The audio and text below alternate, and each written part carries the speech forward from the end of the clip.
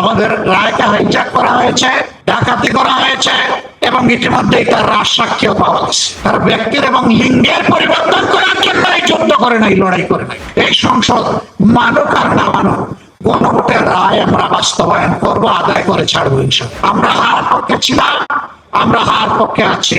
বাঙালি বাংলাদেশের জাতিকে এগিয়ে যেতে দেয়নি। সেই ফ্যাসিবাদকে 24-এর বিপ্লবীরা ছুড়ে মেরেছিল বঙ্গোপসাগরে, নালায় নর্দমায় ফেলে দিয়েছিল। এখন সেই নর্দমা থেকে এটাকে তুলে আনতে চায় তারা।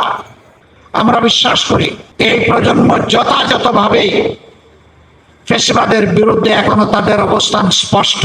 আমরা তাদের সাথে আছি, তারা আমাদের সাথে আছে। আমরা আপনাদেরকে কথা দিচ্ছি, প্রিয় বাংলাদেশে রক্তমূল্য, জীবন মূল্য, জেল মূল্য, যত মূল্য দিতে হয়, ফ্যাসিবাদকে আর আমরা ফিসে আসতে দিব না ইনশাআল্লাহ।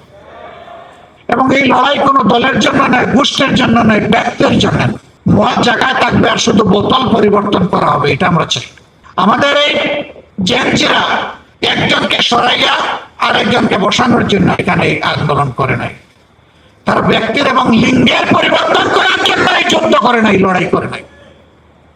তারা লড়াই করেছে যে বন্দোবস্ত এই জাতিকে ফ্যাসিবাদের ছাতাকলে পিষ্ট করেছিল, সেই বন্দোবস্ত পরিবর্তনের জন্য। আমাদেরও লড়াই তাই। আমরা বিশ্বাস করি ন্যায় এবং ইনসাফের ভিত্তিতে একটা দেশ এবং জাতি গঠন করতে হলে একটা দলের নিজের ভিতরে আগে ন্যায় ইনসাফ এবং গণতন্ত্রের চর্চা হতে হবে। যারা নিজের দলের মধ্যে গণতন্ত্রের চর্চা করতে পারে না, যাদের নিজেদের নেতা কর্মীদের হাতে নিজেদের নেতা কর্মীরাই নিরাপদ নয়, তারা 18 কোটি মানুষের নিরাপত্তা দিতে পারবে না। তারা জনগণকে গণতন্ত্র উপহার দিতে পারবে না। তারা ন্যায় এবং ইনসাফ জাতিকে উপহার দিতে পারবে না। জনগণ ঠিকই বুঝেছে, 24-এ জনগণ ঠিকই রায় দিয়েছে। হয়তো প্রশ্ন করতে পারেন, রায় যদি আপনারা পেয়ে থাকেন তাইলে সরকার গঠন করতে পারলেন না কেন? আমাদের রায়কে হাইজ্যাক করা হয়েছে, ডাকাতি করা হয়েছে, জনগণকে অপমান করা হয়েছে এবং ইতিমধ্যেই তার রাজসাক্ষীও পাওয়া গেছে। বলবেন যে আপনাদেরকে জনগণ ভোট দিয়েছে, তার প্রমাণ কি? 70% জনগণ হার পক্ষে ভোট দিয়েছে, এটাই তার প্রমাণ। আমরা হার পক্ষে ছিলাম, আমরা হার পক্ষে আছি। আমরা জনগণের সুপ্রিম উইলে আমরা সম্মান দেখিয়েছি, আমরা দেখিয়ে যাব।